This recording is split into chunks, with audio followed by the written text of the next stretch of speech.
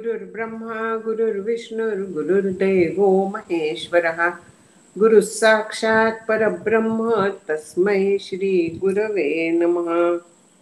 मूकं करोति वाचालं पङ्गुं लङ्घयते गिरिं यत्कृपातमहं वन्दे परमानन्दमाधवम्। कृपाकटाक्षाची या किरणे मोहसमुद्राचे आटणे घडे जये त्या श्रीकृष्णे वंदू तया ते।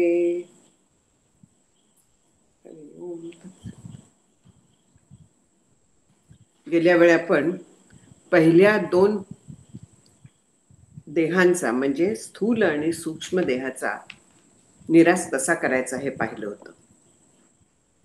आज आता तिसऱ्या प्रकरणाला सुरुवात करूया. कारण देह निरसन. आपल्याला माहिती आहे की 3 देह हे सगळ्यांना असतात आणि साधकाला चौथा महाकारण देह देखील असतो.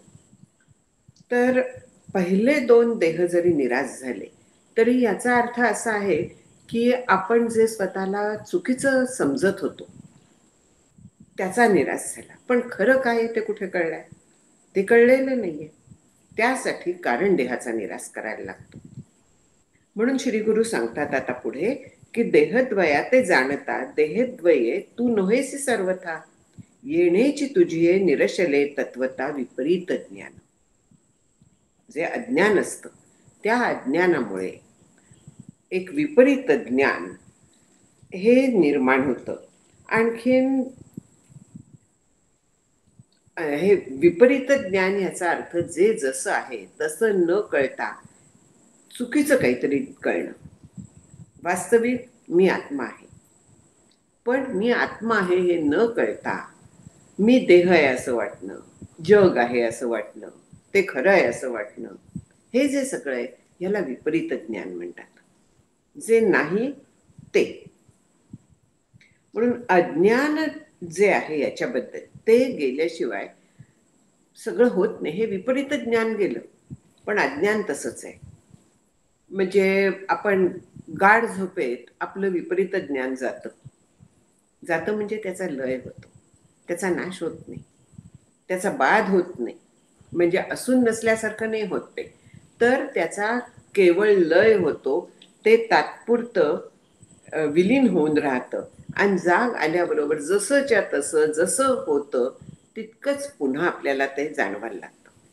याला लय म्हणतात. तर शिष्याच्या बाबतीत हे 2 देहांचा त्यांनी काय म्हणूया ते मी नाही आहे हे कळलेलं आहे. त्यांनी त्याचा निराश केलेला आहे. पण खरं काय ते कुठे अजून कळलेलं आहे? ते नाही कळलेलं. म्हणून श्री गुरु सांगतायत की तुझा भ्रम गेला हे बरोबर आहे. गैरसमज जे आहे, विपरीत ज्ञान जे आहे ते तुझं गेलं. पण जे देहद्वया ते व्याले तेच मी ऐसे भुलविले ते मिथ्या ज्ञान तुझे निरसले विलक्षण साक्षीत्वे. निरसले अन्यथा ज्ञान तरी तेथीचे निरसले नवगुण तेची कैसे कहणं सांगितलेलं. त्याच्याबद्दल काय का निराश झाला याच्याबद्दल आणखीन बोलतायत ते की ह्या देहद्वयाला कोणी निर्माण केलं, कुठून निर्माण झालं, व्यायलं असं म्हटलेलं आहे. ते देह म्हणजे मी असं जो आपल्याला भूल पडली, म्हणजे जे विपरीत ज्ञान झालं, खोटं असलेलं आपल्याला खरं वाटायला लागलं, तर ते तुला आता त्याचा साक्षीत्व केल्यामुळे तुला आता ते कळलेलं आहे. म्हणून ते जे चुकीचं ज्ञान होतं, मिथ्या ज्ञान होतं, त्याचा तू निराश केलास. अन्यथा ज्ञान निराश झाला. त्याची 9 कारणं सांगितलेली आहेत. आणखीन ती वैशेषिकांनी सांगितलेली आहेत. एकेका मतांचा पण ते परामर्श घेत आहेत मधून मधून. तशी ही 9 जी कारणं सांगितलेली आहेत. तर ते अन्यथा ज्ञान जसं गेलं, म्हणजे मी स्थूल देह, मी सूक्ष्म देह, म्हणजे मी मन, बुद्धी, प्राण वगैरे हे सगळं जसं गेलं तर त्यातले 9 गुण पण गेलं. कारण आहेत अन्यथा ज्ञानाची जी 9 कारणं होती, तर ती गेली. ती कुठली कुठली आहेत? बुद्धी, सुख, दुःख, प्रयत्न, इच्छा, द्वेष, संस्कार, पुण्य, पातक हे नवगुण बोलीच येते. काय काय आहे? बुद्धी. बुद्धीचं काम काय आहे? ज्ञान करून घेणं, बोध होणं, निश्चय करणं, हे बुद्धीचं काम आहे. पण बुद्धी मी नाही असा निराश झालेला आहे. सुख, दुःख, सुख आणखीन दुःख येतात कुठून? हा अगदी बेसिक प्रश्न आहे.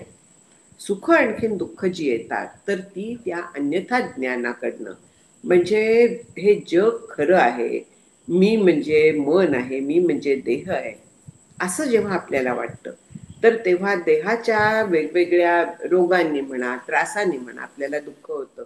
देहाला सुख झालं, आपल्याला सुख वाटतं. तसंच सूक्ष्म देहाच्या बद्दल आहे. कोणी स्तुती केली की बरं वाटतं, कोणी निंदा केली दुःख होतं. म्हणजे हे जे सुख दुःख वगैरे जे आहेत ते ह्या देहांना मर्यादित आहेत. प्रयत्न, मन बुद्धी वगैरे आज्ञा करतात म्हणून प्रयत्न आपल्याकडनं घेतो. आधी ज्ञान होतं, ज्ञानानुसार आपल्याला काहीतरी मिळवावं असं वाटतं, इच्छा होते म्हणून प्रयत्न केला जातो. इच्छा आहे ती. द्वेष, संस्कार, पुण्य, जर का मिळालं नाही, मिळायच्या आड कोणी आलं हवं असलेलं, त्याचा राग येतो, द्वेष वाटायला लागतो. जी कुठची गोष्ट आपण करू त्याचे संस्कार उमटतात आपल्यावरती. शास्त्र असं सांगतं की कुठचंही आपण काम केलं, क्रिया केली की त्याचे 2 अंकुर असतात. एक जो आहे तो परत तसं करण्याची इच्छा. समजा मी गुलाबजाम खाल्ला, तर पुन्हा तो खावा ही इच्छा, आणि दुसरा त्यांनी सुख मिळालं हा संस्कार. या 2 गोष्टी येतात. तर त्यामुळे संस्कार जे आहेत तर ते ह्या जगत सत्यत्वातनं दृढ व्हायला लागतात. पुण्य, पातक, अनुकूल जे असतं तर ते येन केन प्रकारेण जर का करायला गेलो, काहीही केलं, विधी निषेध न जुमानता जर का आपण केलं, तर त्याच्यातून पाप निर्माण होतं. पुण्य ते पर उपकार, पाप ते परपीडा, तुकाराम महाराज म्हणतात. तेव्हा अशा पद्धतीने पुण्य पाप हे सगळ्या ज्या गोष्टी आहेत तर त्या गोष्टी ह्या आपल्या अन्यथा ज्ञानाला त्या दृढ होण्यासाठी कारण आहे. अन्यथा ज्ञानाला केवळ नाही आहे, तर ते दृढ होण्यासाठी कारण आहे. या सगळ्या गोष्टींच्यामुळे आपण या जगाकडनं सुखाची अपेक्षा करायला लागतो, या जगाकडनं आनंदाची अपेक्षा करायला लागतो. आणि हे संस्कार आपल्यावरती अनादी काळापासून होतच राहिलेले आहेत. हे काही या जन्मातच केवळ झालेले नाही आहेत. अनादी काळापासूनचे संस्कार हे बुद्धीवरती आपल्या आहेतच. आणि असे असल्यामुळे आपली बुद्धी अन्यथा ज्ञानाचा निश्चय करते, आणि त्याच्यातून हे सगळी जी कारणं आहेत ही कारणांना तिथे जागा आहे. ह्या कारणांच्यामुळे हा निश्चय दृढ व्हायला मदत होते. पण ज्या वेळेस ते देह म्हणजे मी नाही हे आपल्याला पटतं, तेव्हा काय होतं? तेव्हा ह्या सगळ्या गोष्टी मागे पडतात. वैशेषिक काय म्हणतात की येयांचा विनाशू हाच मोक्षू, यायचा वैशेषिकांचा पक्षू, परी अज्ञान निराशे वीण नोहे अपरोक्षू आत्मसाक्षात्कारू. ह्या सगळ्याचा विनाश होणं म्हणजे ऍक्च्युअल विनाश होणं असं त्यांचं मत आहे. तर त्याला ते मोक्ष म्हणतात. आपल्या ह्याच्याप्रमाणे आत्मस्वरूपाचं ज्ञान होणं हा मोक्ष नाही आहे त्यांच्या ह्याच्यात, कारण ते अनेक गोष्टी सत्य मानतात. वैशेषिकांचा हा जो पक्ष आहे तर त्याच्यावरती वेदांत शास्त्र काय सांगतं, म्हणजे सिद्धांत पक्ष जो आहे तो सांगतो की अज्ञान निराश जोपर्यंत होत नाही तोपर्यंत अपरोक्ष आत्मसाक्षात्कार होत नाही, मोक्ष मिळत नाही. केवळ देहद्वयाचा आणखीन जगताचा निराश केला म्हणजे होत नाही. काल उदाहरण दिलं होतं गेल्या वेळी, ते झोपेचं दिलं होतं. की झोपेमध्ये त्यांचा तात्पुरता बाध होतो, बाध नाही म्हणतात, लय होतो. पण जाग झाल्यानंतर सगळ्या संस्कारांनिशी आपल्याला जाग येते. तिथे काही असं होत नाही की त्यावेळी लय झाला होता ना म्हणजे ते नक्की अगदी खोटी असली पाहिजे, असा विचार आपण करतच नाही. वास्तविक तसा करायला पाहिजे. कारण ज्या अर्थी लय होतोय, ज्या अर्थी ते शाश्वत नाही, त्या अर्थी ते खरे नाही आहेत, सत्य नाही आहेत, त्रिकालाबाधित नाही आहेत. पण हा विचार आपण करत नाही. आणखीन यासाठी केवळ लय होऊन पुरेसं नसतं, तर त्याच्या मागचं कारण जे अज्ञान आहे त्याचा निराश करणं हे मॅन्डेटरी आहे. हे झालंच पाहिजे, तरच आत्मसाक्षात्कार होतो. आत्मेयासी देहद्वये बंधन, तयासी अज्ञान मूळ कारण. म्हणून अज्ञान निवृत्ती विण मोक्षुकायचा. सरळ प्रश्न विचारलाय की ह्या देहद्वयांना कारण काय आहे? तर स्वस्वरूपाचं अज्ञान. कारण देहाचं स्वरूप काय आहे? अज्ञान. अज्ञान हेच कारण देहाचं स्वरूप आहे, आणि म्हणून त्याला कारण देह म्हटलंय. त्याच्यातून हे दोन देह म्हणजे विपरीत ज्ञान हे ह्या अज्ञानातनं निर्माण झालेलं आहे. खरं काय आहे ते माहिती नाही म्हणून चुकीच्या गोष्टी कळत आहेत. रज्जू कळत नाही, नक्की त्याचं ज्ञान नाहीये, म्हणून तिथे सर्प असू शकेल, फुलांची माळ सुकलेली पडली आहे असं वाटू शकतं, काही वाटू शकतं. म्हणजे हे जे अन्यथा ज्ञान आहे हे त्या रज्जूच्या अज्ञानाच्या मुळे आलं. तसं मी आत्मतत्व आहे, मी ब्रह्म आहे हे न कळल्यामुळे मी देह आहे हे अन्यथा ज्ञान आलं.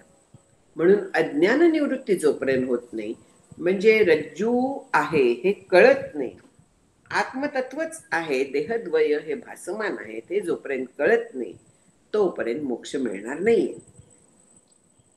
ज्या वेळेस कारण जातं त्यावेळी कार्य जातं. पण जर का कार्य फक्त वरवर घालवलं आणि कारण तसंच ठेवलं तर काय होईल? जव अज्ञान न फिटे तव संसार निशेष न तुटे, विपरीत ज्ञानाचा कोंबू फुटे मागवता म्हणून. जोपर्यंत अज्ञान जात नाही तोपर्यंत संसार निशेष पूर्णपणे असा जाणार नाही, त्याचं बंधन तसंच राहणार आहे. का असं होतं? कारण शिष्याला तर वाटलं की ज्या अर्थी माझ्या देहांचा निराश झाला त्या अर्थी आता मी झालं माझं काम. हे शब्दांनी तात्पुरतं कळलेलं आहे. त्यांनी तो निराश केला असेल, पण तरी देखील पुन्हा पुन्हा जगत सत्यत्वाचं तो कोंब फुटतो, विपरीत ज्ञानाचा कोंबू फुटे मागवता. जोपर्यंत प्रत्यक्ष काय आहे हे कळत नाही तोपर्यंत भ्रम परत परत होत राहतो आपल्याला. विपरीत ज्ञान पुन्हा पुन्हा होत राहतं, आणि त्यामुळे आत्मज्ञान हे दृढ, अपरिवर्तनीय, अपरोक्ष, केवळ अपरोक्ष नाही तर ते दृढ व्हायला लागतं.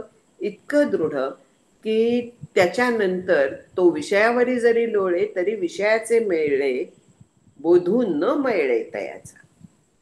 अगदी विषय सेवनात मग्न राहिला प्रारब्धाच्यामुळे तरी देखील त्याचा हे सगळं मिथ्या आहे हा बोध मलिन होत नाही. हे अपरिवर्तनीय दृढ होणं आहे.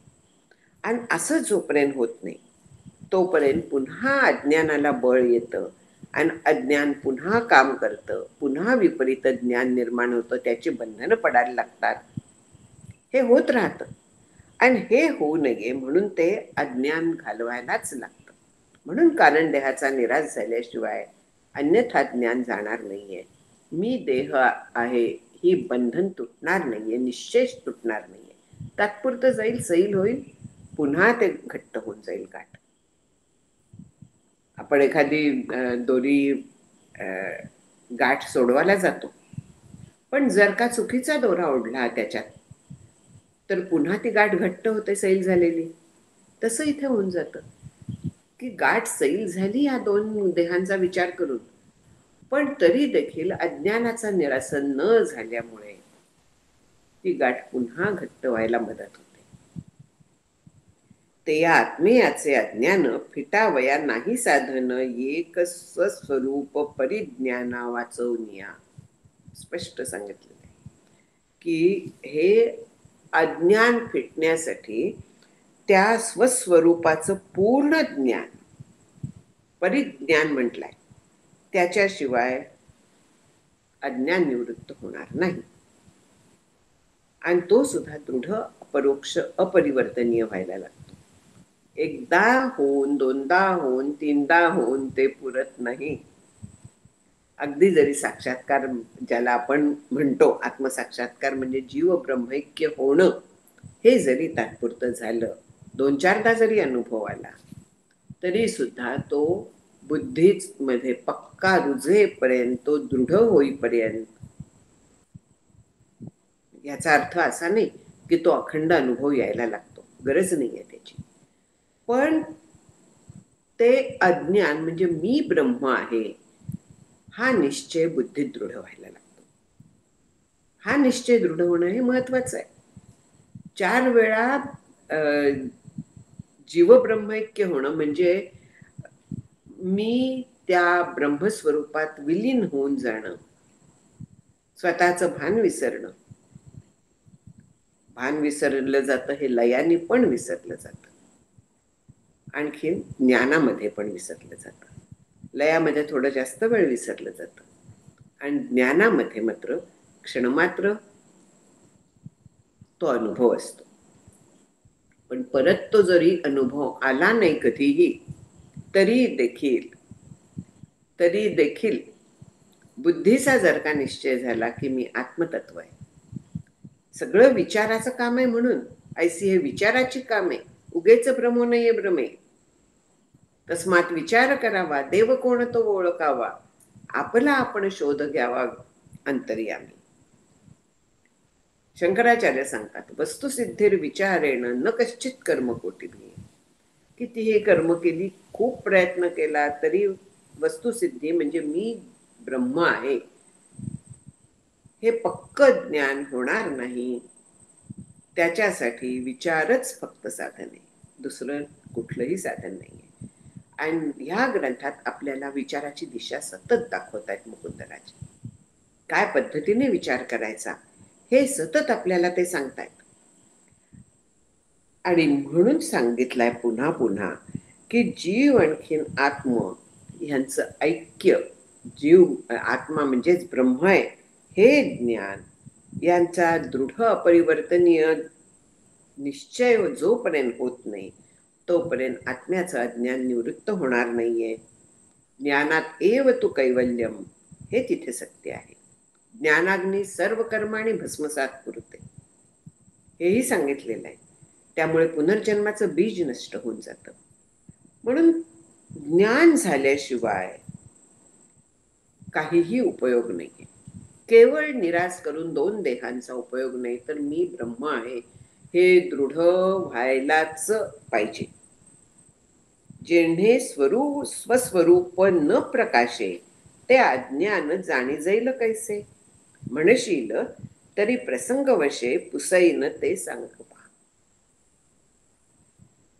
ज्या अज्ञानाच्या मुळे स्वस्वरूपाचं प्रकाशन होत नाही, म्हणजे कळत नाही, स्वस्वरूप कळत नाही, म्हणजे तसा अनुभव येत नाही. अज्ञानाचं आवरण सांगितलेलं आहे, ज्ञानावरती अज्ञानाचं आवरण सांगितलं आहे. वास्तविक जे अज्ञान आहे ते मला कळत नाही असं ज्ञानच आहे. अज्ञान नावाची गोष्ट अस्तित्वातच नाहीये, पण तरी देखील त्याचं आवरण पडल्यासारखं होतं. जसं सूर्याच्या उष्णतेने पाण्याची वाफ होते, ढग तयार होतात, ते सूर्यालाच झाकतात. पाण्यावरती शेवाळ धरतं, ते पाण्यालाच झाकून टाकतं. तसंच इथे होतं. त्या स्वस्वरूपाच्या अज्ञानाच्या मुळे जे देहद्वय निर्माण होतात, तर ते आणखीन अज्ञान मिळून स्वस्वरूपाला पूर्ण झाकून टाकतात. ते कळायला पुढे मार्गच राहत नाही काही आपल्याला. म्हणून अज्ञानाचं आवरण स्वीकारलेलं आहे. आपल्याला ज्ञान होऊन देत नाही, हे अज्ञानाचं आवरण आहे. का नाही ज्ञान होऊन देत, तर आपण देहद्वय आणि जग सत्य मानतो. त्यामुळे मग त्याचा निराश करायचा आहे. ते अज्ञान कसं काय जाणायचं? ते स्वरूप मत अज्ञानाचं स्वरूप कळल्याशिवाय त्याचा निराश कसा करता येईल? हे आता तुला कळायला पाहिजे. मुकुंदराज म्हणतायत की हे तुला कळण्यासाठी आता मी तुला प्रश्न विचारतो, त्याचं तू उत्तर विचार कर, त्याच्यामुळे तुला कळेल. म्हणजे सरळ न सांगता शिष्याला ते विचार करायला सांगतायत आणि त्याच्यासाठी लिडिंग क्वेश्चन विचारलेला आहे, प्रश्न विचारलेला आहे. आणखी त्या प्रश्नाच्या अनुरोधाने तू जर का विचार केलास तर तुला त्याचं उत्तर मिळू शकेल. काय प्रश्न आहे की देहद्वया विलक्षणू यैसा तू सांगे कवणू, स्थूल सूक्ष्म प्रपंचासी जाणू तुची एकू. स्थूल आणि सूक्ष्म देहांच्या वेगळा, त्याच्या पलीकडे असा तू कोण आहेस मला सांगतो. कारण स्थूल आणि सूक्ष्म प्रपंचाला जाणणारा तूच आहेस. मग तो तू कोण आहेस हा विचार कर. तुला हे कळलंय का की स्थूल आणि सूक्ष्म देह म्हणजे तू नाहीस. पण मग तू कोण आहेस ह्याचा जरा विचार करायला लागता. देहद्वयासी अतीत हे जाणीव तुझे या प्रकाशाची वाटीव, तरी अमुकची स्वयमेव ते सांग पा. तुला कळलं की देहद्वयासी अतीत हे तुला कळलं, म्हणजे देहद्वयांच्या पलीकडे तू आहेस, तू देहद्वय नाहीस हे तुला कळलं. ते कळलं, ते कसं कळलं? तुझे या प्रकाशाची वाटीव, ते तुझ्याच ज्ञानप्रकाशात तुला कळलेलं आहे. मग तरी अमुकची स्वयमेव, मी अमुकच आहे असं तुला कळलं का? असं जर का कळलं असलं तर ते मला सांग. मात्र ते स्पष्ट पाहिजे. अंदाजाने तुम्हाला काही सांगू नकोस. विचार कर, आणखी नक्की काय आहे, नक्की तुझं स्वरूप काय आहे ते मला तू सांग. देहद्वय तू नाही हे तुला कळलेलं आहे, पण मग तू नक्की कोण आहेस हे आता मला तू सांग. येसे बोलती श्री गुरुनाथो, तव शिष्य झाला विचारस्थे तू. देहद्वयासी अति तू यैसा मी कवणू पा. गुरूंनी प्रश्न विचारल्यावर शिष्य पूर्णपणे विचार करायला लागला. विचारस्थितू म्हणजे विचारात मग्न झाला. त्या विचारात काय विचार होता त्याचा की या देहद्वयांच्याहून वेगळा असा मी नक्की कोण असू शकतो. पुढे एक एक एक एक तो निराश करत चाललाय आता की मी पृथ्वी ना जळ, तेज ना अनिळ, आकाश निर्मळ तेही मी नव्हे. पृथ्वी, आप, तेज, वायू, आकाश ह्याच्यापैकी मी काहीच नाहीये. ये या स्थूलभूताचे अंश दृश्य निरूपिले 25, द्रष्टा मी नोहे अस्थिमांश रक्त प्रभृतिक. म्हणजे हे जे आहे ते स्थूल पंचमहाभूत आहे, ती दृश्य आहेत हे आधी आपल्याला कळलेलं आहे. म्हणजे स्थूल देहाचे जे सगळे घटक आहेत, अस्थि, मांस, रक्त, त्वचा वगैरे, ते त्यांचा मी द्रष्टा आहे, त्यांना मी वेगळेपणाने जाणतोय, म्हणजे ते मी नाही आहे. मग सूक्ष्मभूतांचं काय आहे? सूक्ष्मभूतांची दळवाडे जेंढे लिंग देह घडे, तेही मी नोहे पुढे तेची कैसे मी. लिंग शरीर सूक्ष्म पंचमहाभूतांचं आहे. आपण पाहिलेलं आहे, जेव्हा पूर्वार्ध पाहिला तर त्यावेळेस सगळा सूक्ष्म देह जो आहे तो अपंचीकृत पंचमहाभूतांचा म्हणजे तन्मात्रांचा बनलेला आहे, हे आपण पाहिलेलं आहे. पण तरी देखील ती सूक्ष्म पंचमहाभूतच आहेत ना. ती मी कशी असेल? त्यांना मी वेगळेपणाने जाणतो. नोहे मी पंचप्राण, ते मजे दृश्यमान, विषय पंचक ते आन मज पासावं. पंचप्राण सुद्धा मला माझे कळतात. विषय पंचक जर का म्हटलं तर शब्द, स्पर्श, रूप, रस, गंध सरळ सरळ माझ्याहून वेगळे आहेत, त्यांना मी जाणतो. ज्ञानेंद्रिय पंचक नोहे अवश्य, अंतःकरण पंचक मज दृश्य, ते तरी प्रकाश्य मी प्रकाशक. मग मी ज्ञानेंद्रिय पंचक पण असणं शक्य नाही. कारण त्या प्रत्येक ज्ञानाला मी जाणतोय, त्यांच्या मार्फत होणाऱ्या ज्ञानाला, त्या ज्ञानेंद्रियांना मी जाणतोय. अंतःकरण पंचक मला कळताय की मन जर का मी माझं म्हणतोय तर मी मन कसं असेल.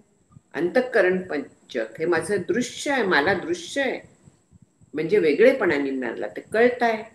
माझं मन, माझी बुद्धी असं मला त्यांचं वेगळेपणाने ज्ञान होत आहे.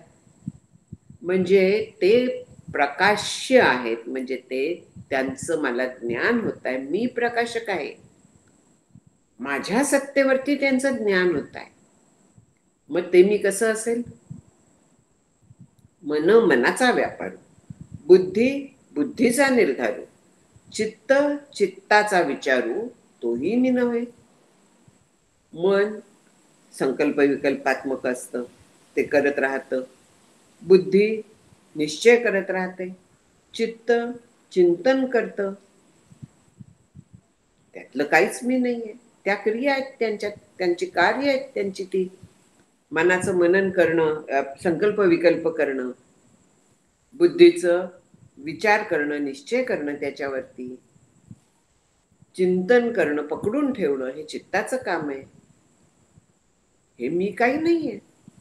नोहे मी अहंकारू आणि अहंतेचा व्यापारू, या अवघे यांचा ज्ञातारू मी वेगळाची. मी अहंकार पण नाही, आणि अहंकाराचा जो व्यापार आहे, जे कार्य चालतं, मी मी करत सगळ्या जगाकडे बघणं, मी सापेक्ष सगळं बघणं, हे जे अहंकाराचं चालतं ते मी नाहीये. मी ह्या सगळ्यांना जाणतोय, म्हणून मी त्यांच्याहून वेगळा असलोच पाहिजे. स्थूल देहाची साकारता, लिंग देहाची साभासता, या दोही सही जाणता मी नोहे विपरीत ज्ञान.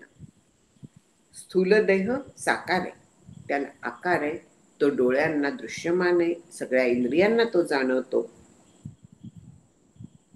जो सूक्ष्म देह आहे, तर तो जो आहे तो आतल्या आत तरी मला जाणवतो, विचारांनी मला कळतो तो. म्हणजे मी त्या दोन्हीलाही जाणतो. त्यामुळे खरा मी कोण आहे, मी ते असणं शक्य नाहीये. हे विपरीत ज्ञान आहे. त्यांना मी समजणं हे चुकीचं ज्ञान मला इतका काळ होतं, ते मी असणं शक्य नाहीये. मी साकारू ना साभासू, देहद्वयाचा द्रष्टा उदासू, तो मीची कव्हणू ऐसा नाही प्रकाशू माझा मजची. ते मी नाहीये, मग खरा मी कोण आहे. शिष्य आता हा विचार करायला लागलाय की ते जर का मी नाहीये, देह म्हणजे मी नाहीये, तर मग खरा मी कोण आहे. प्रश्न पडला. खरा मी जो आहे तो साकार नाहीये. स्थूल देह साकार आहे, साकार नाहीये म्हणजे मी निराकार असलो पाहिजे. साभास म्हणजे आतल्या आत जाणवतो ना, त्याचं ज्ञान होतं ना, त्याचं वेगळेपणाने ज्ञान होतं. पण मी कसं आहे, स्वसंवेद्य आहे. वेगळेपणाने मला माझं ज्ञान होत नाहीये. मी कोणते मला कळत नाहीये. मी द्रष्टा आहे या दोन्ही देहाचा, देहद्वयाचा द्रष्टा आहे. उदास म्हणजे त्यांचा साक्षी आहे, अलिप्त आहे त्यांच्यापासून मी. देहद्वय ज्या अर्थी मला कळतायत, त्या अर्थी मी त्यांच्याहून वेगळा, तटस्थ, त्यांचा साक्षी असा आहे. तो मीची कव्हणो ऐसा नाही प्रकाशू, पण तो मग मी नक्की कोण हे मला कळत नाही.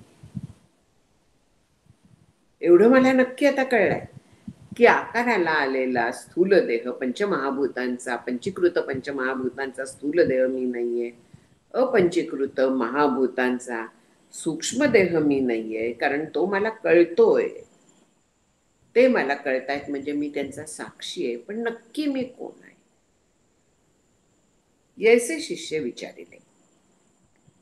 विचारिले म्हणजे विचार केला शिष्याने अशा पद्धतीने.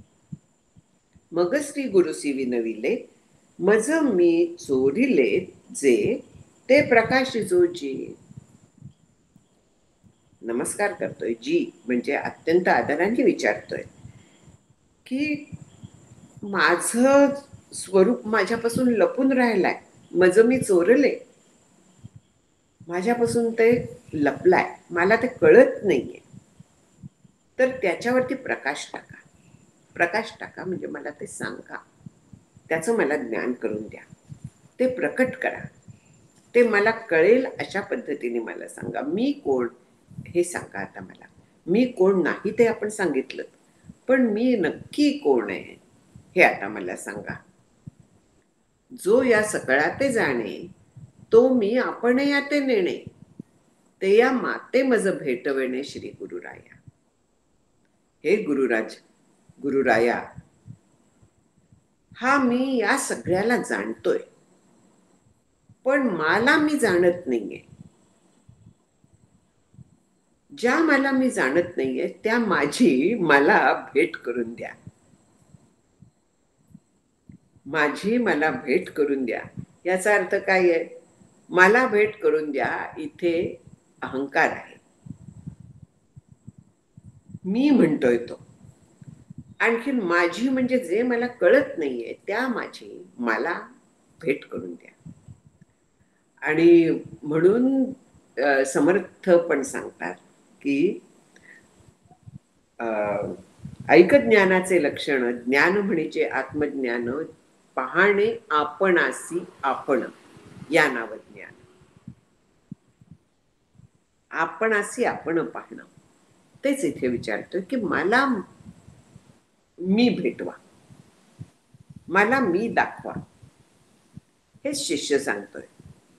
मला हा आत्मस्वरूपाचा माझ्या अनुभव द्या, मी खरा कोण आहे त्याचा मला अनुभव द्या, मला भेटवा. आता श्री गुरुनाथ बोले, तुवा आपुलिये देहद्वय जाणितले, परी अज्ञान नाही निरशले आत्मविषयीचे. तू जाण तुची आपण याते नेणसी, हे लक्षण अज्ञानासी, नाथिले अज्ञान वाहसे निज मस्तकी. त्याच्यावरती श्री गुरु सांगतायत की तू आपल्या दोन्ही देहांना जाणलंस, अगदी खरं आहे, पण त्यांना जाणलं तरी आत्म्याविषयीचं तुझं अज्ञान दूर झालं नाही हे स्पष्ट आहे. तू पण ते मान्य करतोयस की तुझं अजून तुझ्या आत्म्याविषयीचं अज्ञान दूर झालेलं नाहीये. वास्तविक तू ज्ञाता आहेस, पण तरीही तू स्वतःला जाणत नाहीयेस.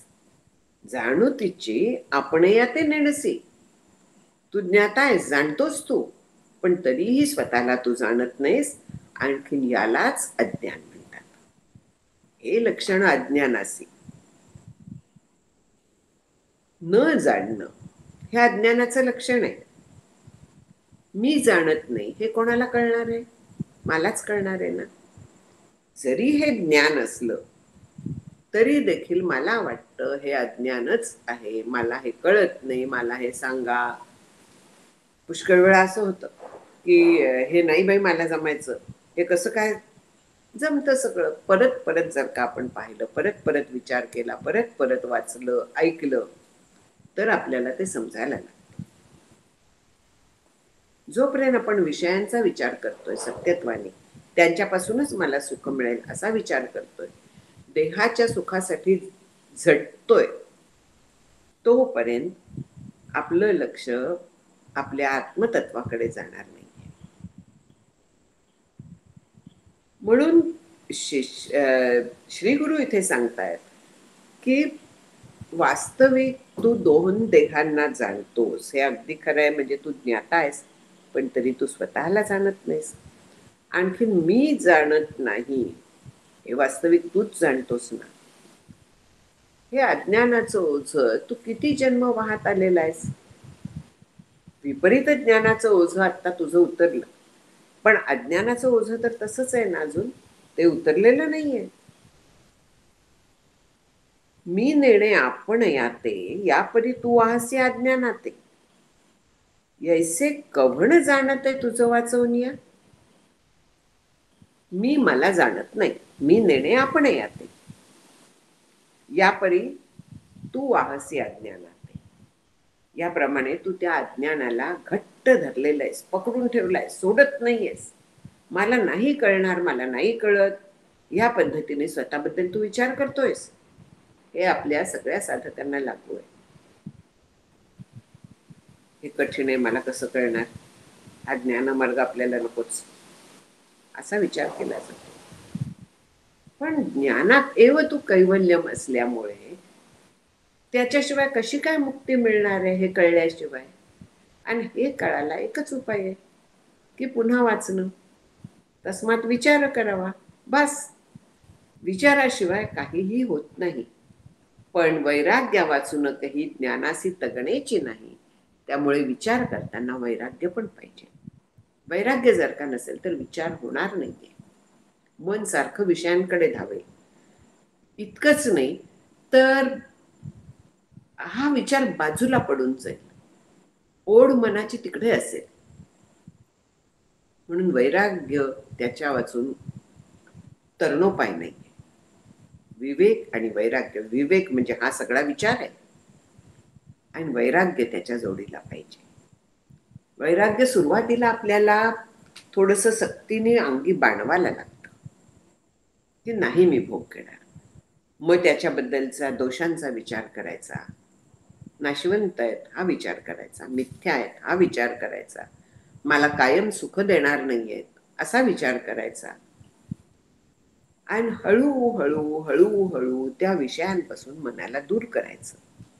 हे खूप हळू होतं, अगदी मुंगीच्या पावलांनी काय गोगलगाईच्या पावलांनी होतं, पण होतं. जर का सतत असा विचार आपण बाळगला, सतत ह्याप्रमाणे अभ्यास केला तर ते होतं. आणि तसं झालं तर हा पुढला विचार आपल्याला करता येतो. मला कळत नाही हे तूच जाणतोस ना, ह्या विचारापर्यंत आपल्याला जाण्यासाठी वैराग्य आणखीन शास्त्राचा अभ्यास थोडा तरी बेसिक याची अत्यंतिक गरज असते. यायचे कव्हण जाणते तुझं वाचवून या, मला कळत नाही हे मलाच कळताय.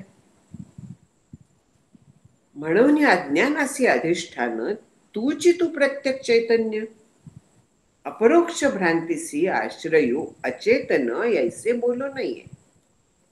म्हणून ह्या अज्ञानाला अधिष्ठान काय आहे तर तुझ्या चैतन्याचं, प्रत्यक्ष चैतन्य म्हणजे अंतरात्मा, कुठस्थ आत्मा काही म्हणा. जे ब्रह्मदेहात आहे त्याला आत्मा म्हणतात, आणि जो आत्मा सगळीकडे व्यापून आहे त्याला ब्रह्म म्हणतात. दोन्ही एकच आहे, काहीही फरक नाहीये दोन्हीमध्ये. म्हणून ज्ञानाला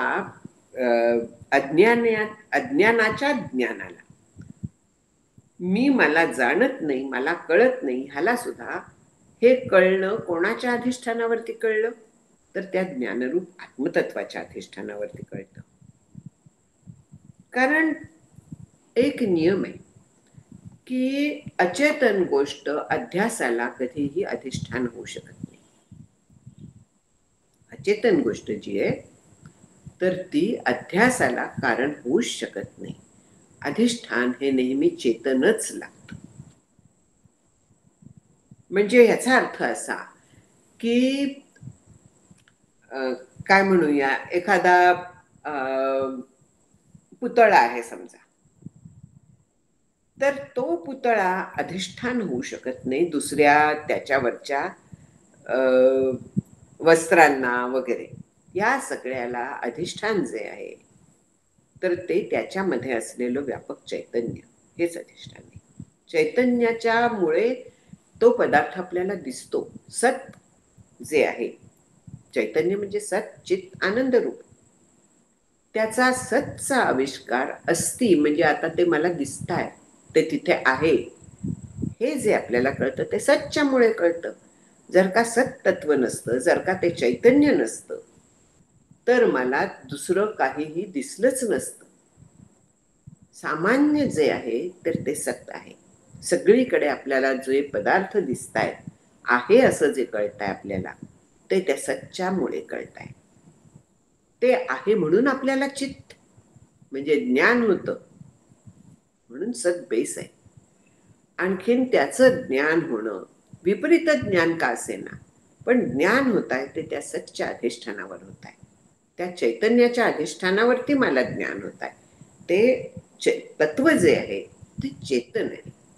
आणि त्याच्याशिवाय हा भ्रम होणारच नाहीये.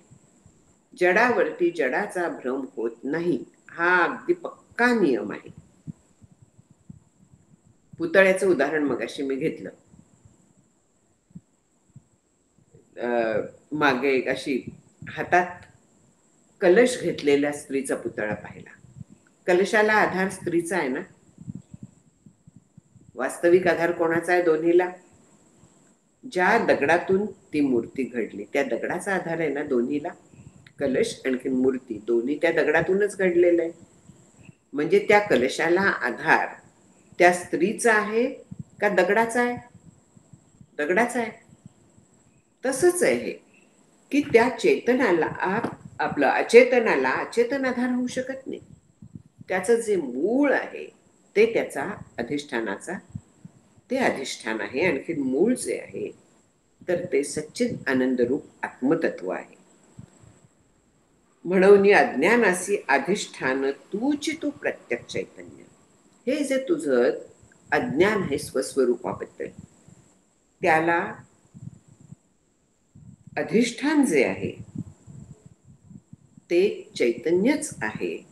अपरोक्ष भ्रांतीसी आश्रयू अचेतन यायचे बोलू नये. अधिष्ठान अचेतन आहे असं कधीही म्हणू नये. जे भ्रांती आहे, जे स्वप्नवत सगळं आहे जग दिसणार, हा भ्रम आहे. तो चेतन जीवाला होतो, अचेतनाला होत नाही. चेतन आत्म्याच्या अधिष्ठानावरती तो भ्रम होतो अचेतनाचा सगळा कल्पनेचा. साचू रज्जू आश्रयो सर्पासी परी लटिका सर्पो आश्रयू नोहे रज्जुसी. मिथ्याभूत अज्ञान सत्यरूपासी आश्रये केवी गडे. सर्पाला कोणाचा आश्रय आहे? सर्प नसतात, आपलं रज्जू नसता तर सर्प असता का तिथे? सर्प दिसलाच नसता. म्हणजे त्या सर्पाला आश्रय अधिष्ठान दोन्ही रज्जूच आहे, दुसरं त्याला अधिष्ठान नाहीये. म्हणजे सत्य रज्जू हे व्यावहारिक दृष्टी आहे. नाहीतर ताबडतोब प्रश्न येईल की रज्जू सुद्धा तसं म्हटलं तर भ्रमच आहे ना. अगदी बरोबर आहे. पण रज्जूचा मागे कोण आहे? ब्रह्म आहे, सच्चिद आनंद आहे ना.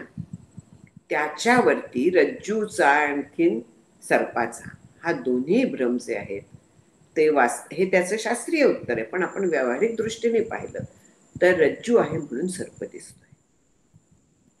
रज्जू जर का नसती तर सर्प दिसत नाही. व्यावहारिक दृष्ट्या रज्जू सत्य आहे, सर्प भ्रामक आहे. पण भ्रामक सर्प रज्जूला आश्रय होणार आहे का? आधी तिथे भ्रम झाला, नंतर रज्जू आहे. रज्जू नंतर त्याच्यावरती भासायला लागली, असं होणार आहे का? सत्य रज्जूवरती सर्पाचा भ्रम होणार आहे. मिथ्या जे आहे पूर्णपणे कल्पित आहे त्याच्यावरती सत्याचा भ्रम नाही होत, सत्यावरती कल्पिताचा भ्रम होतो. हे व्यावहारिक सत्य आहे, पण त्याच्या मागे अधिष्ठान रूपाने परब्रह्म आहे, सद्रूप आहे, हे विसरायचं नाही. ते सद्रूप आहे म्हणून रज्जू दिसतोय, म्हणून शिंपली दिसतेय. सगळं जे दिसतंय ज्याच्यावरती आपल्याला भ्रम होतो तर त्याच्या मागे सत्य अधिष्ठान चैतन्याचंच आहे. आणि म्हणून त्याच्यावरती बाकी आपल्याला रज्जू म्हणा, रजत म्हणा, माणूस दिसतोय, सगळे जे काय भ्रम होतात तर ते सत्यावरती होतात, असत्यावरती होऊच शकत नाहीत. मिथ्या अज्ञानावरती, अज्ञान जे आहे तर ते जड आहे, माया जड आहे. त्याच्यावरती सत्यात अंतरात्म्याचा अध्यास कसा होईल? अंतरात्म्यावरती त्या अज्ञानाचा आपल्याला भास होतो. मला कळत नाही, हे जे मला कळतं तर ते त्या ज्ञानाच्या अधिष्ठानावरती कळतं, दुसऱ्या कशावरही कळत नाही. मी आपण या ते नेणे यैसे जड अज्ञानासी न लगे म्हणणे. म्हणून सत्यरूपासी तुझ धरणे अज्ञान मिथ्या. मी मला जाणत नाही असं जड अज्ञान म्हणेल का? अज्ञानच असं म्हणू शकतं का मी मला जाणत नाही? जो चेतन आहे, सत्य आहे, तो म्हणतोय मी मला जाणत नाही, कारण विचार नाहीये. अज्ञान त्यांनी स्वीकारलेलं आहे, म्हणून तो म्हणतो की मी मला जाणत नाही. अज्ञान अज्ञानाला जाणत नाही असं होत नाही, कारण ते दोन्ही जड आहे, दोन्ही मिथ्या आहे. म्हणून अशा पद्धतीने ते कधीही म्हणत नाही तू सत्य आहेस, तू चैतन्य आहेस, पण तू तो अज्ञान स्वीकारून बसलाय. खोटं अज्ञान तू स्वीकारून बसलेला आहेस. सांडवनी स्थूल सूक्ष्म प्रपंचाते पाहो गेलासी द्रष्टे याते, तव वर्ण व्यक्तिरहित निरालंबाते देखवनी भांबावलासे. तुझं काय झालं? तू विचार केलास आणखीन स्थूल आणखीन सूक्ष्म प्रपंचाला, म्हणजे देह हा प्रपंच आहे खरा आपला, त्या देहाच्या सापेक्ष आपण बाकीचा सगळा प्रपंच बघत असतो. त्या सगळ्याचा तू निराश करायला गेलास, ते तू बाजूला सारलंस. स्थूल आणि सूक्ष्म दोन्ही प्रपंच, स्थूल पंचमहाभूत, सूक्ष्म पंचमहाभूत, ह्या दोन्हीला तू बाजूला सारून त्याच्या मागचा जो ज्ञाता आहे, ज्याला हे कळलं, त्याला तू बघायला गेलास. तेव्हा काय झालं तुझं? की तुझी जी पाहायला जाणारी अंतःकरण वृत्ती आहे, बुद्धिवृत्ती आहे, तिला आधारच नाही काही राहिला. विचार करायचा की शिष्याला जे मगाशी त्यांनी विचार करताना झालं की मी अंतःकरण नाही, मी अमुक नाही, मी तमुक नाही, मग मी नक्की कोण आहे आता? ते कळेनासं झालं. याला कारण ते जे स्वरूप आहे ते असं वेगळेपणाने कळतच नाही आपल्याला. त्याला कसलाही बाकी आधार नाहीये, तेच सगळ्याला आधार आहे. म्हणून त्याला निरालंब असं इथे म्हटलेलं आहे. आणखीन त्या अंतःकरण वृत्तीला नेहमी नामाचा आणि रूपाचा आधार असतो, तो तिचा तुटला, ती पूर्ण निराधार झाली आणि म्हणून तू गोंधळलास. तुला पकडून ठेवायला काही उरलं नाही, आधाराला काही उरलं नाही. यासाठी सगुणाचा आधार लागतो. सगुणाचे आधारे निर्गुण पाविजे निर्धारे, सारा सार विचारे संत संगे.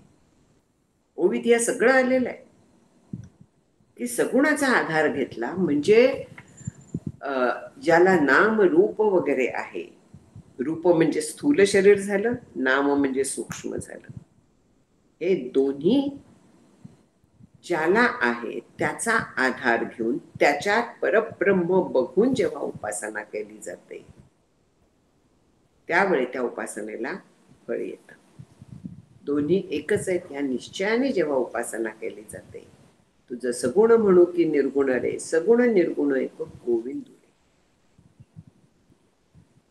सगुणाची शेज, निर्गुणाची बाज. बाज कसली आहे? आधार कसला आहे? निर्गुणाचा आहे. त्याच्यावरती आधार छानपैकी कळणार, सुख देणार काय आहे? सगुण आहे, शेज आहे. यामुळे हे निरालंब पकडण्यासाठी काहीतरी आपल्याला आलंबन लागतं, आणि ते आलंबन आपल्याला सगुण देतं. ओंकार हा निर्गुणाचा वाचक आहे. तस्य वाचको प्रणवः, ब्रह्माचा वाचक म्हणजे ब्रह्माचं नाम आहे ते. ओंकाराला काहीतरी एक आकार देतो आपण, तो दृष्टीसमोर असतो. त्याला निर्गुण म्हणायचं सगुणात बाकीच्या मूर्तीच्या मानाने, पण वास्तविक त्यालाही आकार आहे, त्यालाही नाम दिलेलं आहे. आणि ह्या त्याला पकडून त्याच्या मागचं तत्व तेच आहे, परब्रह्म तेच दाखवताय, त्याच्याकडे बोट दाखवताय, ह्या पद्धतीने विचार करायला लागतो. शंकराचार्यांनी पण सांगितलंय की अविद्या अध्यारोपित, अविद्येने म्हणजे ह्या अज्ञानाने अध्यारोप केलेला म्हणजे भासवलेल्या नाम रूप कर्मद्वारेण ब्रह्म निर्दिश्यते. हे नामरूपात्मक जे काय आहे, जे शरीर काम करताय, सगळी कर्म जी होत आहेत, सगळ्याला आधार जो आहे, सगळ्याचं अधिष्ठान जे आहे, तर ते ब्रह्मतत्व आहे.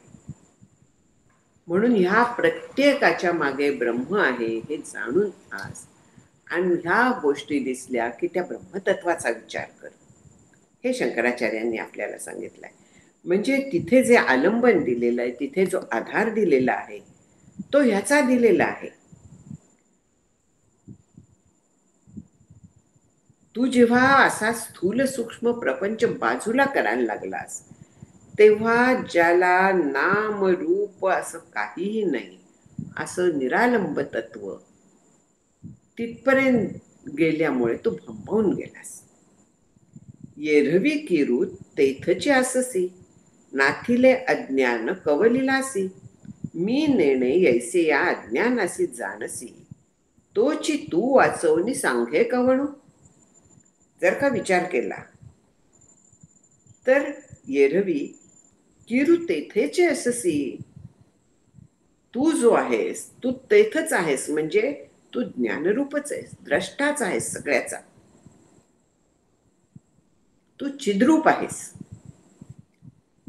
नाथिले अज्ञाने, जे अज्ञान मुळात नाहीयेस, त्या अज्ञानाने तू पूर्णपणे व्यापून गेलेला आहेस, तुला त्याने गिळून टाकलेले आहेस. कवलिलासी म्हणजे पूर्ण धरून टाकलेलं आहे तुला त्या अज्ञानाने, जे अज्ञान नाहीच आहे वास्तविक, ज्याला सत्ता नाहीये, जे जड आहे, त्या अज्ञानाने तुला झाकून टाकलेलं आहे, तुला पूर्ण गिळून टाकलेलं आहे. त्या अज्ञानामुळेच मी जाणत नाही असं तुला वाटतंय. पण ते जाणणारा तुझ्या वाचून दुसरा कोणी आहे का? जरा विचार कर तू.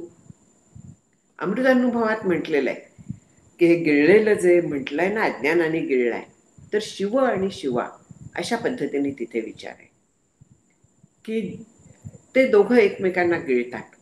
म्हणजे शिवा जी आहे, म्हणजे प्रकृती, ती जेव्हा प्रकट असते तर तेव्हा ती ब्रह्माला गिळून टाकते, म्हणजे त्याचं ज्ञान होऊन देत नाही. म्हणजे अज्ञानाने त्याला पूर्णपणे गिळून टाकलेलं आहे, आणि त्यावेळी नामरूपच सत्य वाटतात आणि त्याच्यातच आपण रमतो. पण ज्या वेळेस त्या ब्रह्माचं ज्ञान होतं, त्यावेळेस तो शिवेला गिळून टाकतो.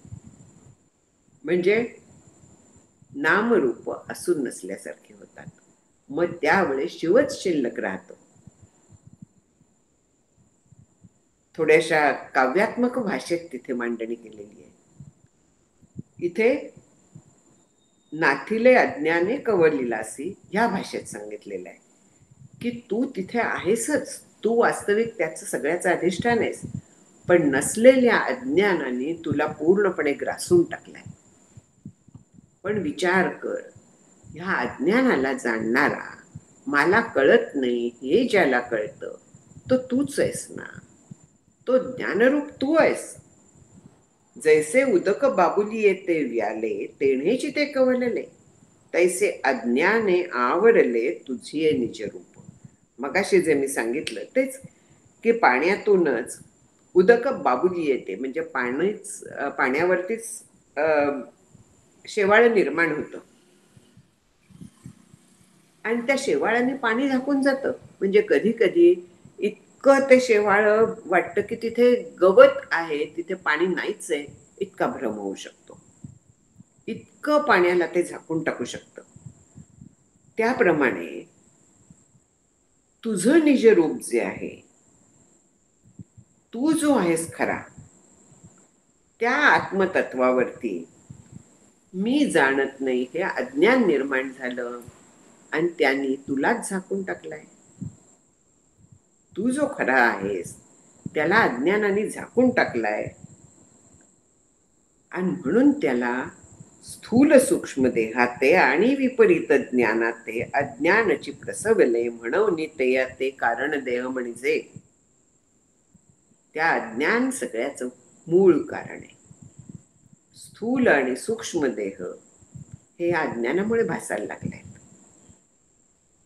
विपरीत ज्ञान, त्यांच्याबद्दलचं सत्यत्व, जग सगळं जे नाहीये ते तिथे जे भासणं आहे, ते कोणामुळे झालं तर अज्ञानामुळे झालेलं आहे. अज्ञानाची प्रसवते. आणखीन म्हणून त्या अज्ञानाला कारण देह असं नाव आहे. कारण ते सगळ्या प्रपंचाला, स्थूल सूक्ष्म प्रपंचाला, आपल्या देहासकट सगळ्या प्रपंचाला त्यांनी निर्माण केलेलं आहे, त्याच्यामुळे भासवलेलं आहे. मूळ जे स्वरूप आहे त्याच्यावरती झाकण पडलं, त्याचं स्वरूप कळलं नाही म्हणून तिथे नाही ते आपल्याला भासायला लागलं. मूळ रज्जूवरती अंधाराचं झाकण पडलं म्हणून तिथे म्हणजे किंचित अंधार किंचित उजेड असं. म्हणून तिथे नाही तो सर्प भासायला लागला, नाही त्या गोष्टी भासायला लागल्या.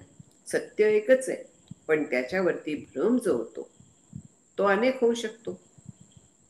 सत्यरज्जू आहे, त्याच्यावरती माळ असेल, भूरेषा असेल, सर्प असेल, अनेक प्रकारचे भ्रम होऊ शकतात.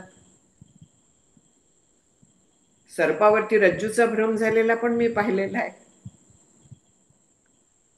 थोडक्यात भ्रम जो होतो तर हा भ्रम नसलेला होतो, तो मूळ वस्तूच्या अज्ञानामुळे होतो.